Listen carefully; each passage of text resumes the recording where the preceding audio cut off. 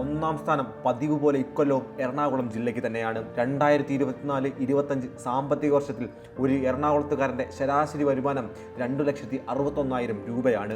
മുൻ വർഷത്തെ അപേക്ഷിച്ച് 6.5% വർധനവുണ്ട് ഇക്കൊല്ലം. IT പാർക്കുകളും വൻകിട വ്യവസായങ്ങളുമാണ് കൊച്ചിയെ മുന്നിലെത്തിച്ചത്. എന്നാൽ ഇക്കൊല്ലം എല്ലാവരെയും അത്ഭുതപ്പെടുത്തിയത് രണ്ടാം സ്ഥാനക്കാരനെ കണ്ടാണ്. ആലപ്പുഴയാണ് ഞെട്ടിച്ചുകൊണ്ട് രണ്ടാം സ്ഥാനത്തെത്തിയിരിക്കുന്നത്.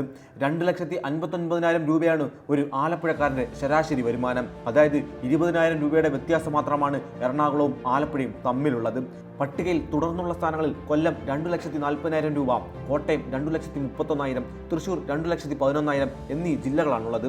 കേരളത്തിന്റെ ശരാശരി ആളോഹരി വരുമാനം 1,90,000 രൂപയായിരിക്കെയാണ് തെക്കൻ ജില്ലകളെല്ലാം തന്നെ ഇതിനു മുകളിൽ വരുമാനം രേഖപ്പെടുത്തിയിരിക്കുന്നത്. എന്നാൽ വടക്കൻ കേരളത്തിലേക്ക് വരുമ്പോൾ ചിത്രം മാറുകയാണ്. സംസ്ഥാന ശരാശരിയേക്കാൾ താഴെ വരുമാനമുള്ള 7 ജില്ലകളിൽ 6 എണ്ണവും മലബാറിലാണ്.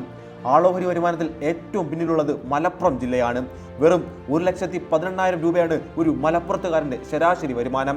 വയനാട് 1,28,000 രൂപ, കാസർഗോഡ് 1,49,000 രൂപ എന്നീ ജില്ലകൾ യഥാക്രമം 13ഉം 12ഉം സ്ഥാനങ്ങളിലുണ്ട്.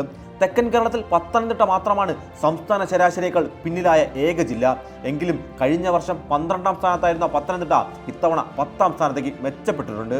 ചുരുക്കത്തിൽ വരുമാനത്തിന്റെ കാര്യത്തിൽ കേരളത്തിന്റെ വടക്കും തെക്കും തമ്മിൽ വലിയൊരു വിടവ് ഇപ്പോഴും നിലനിൽക്കുന്നു എന്നാണ് ഈ കണക്കുകൾ സൂചിപ്പിക്കുന്നത്.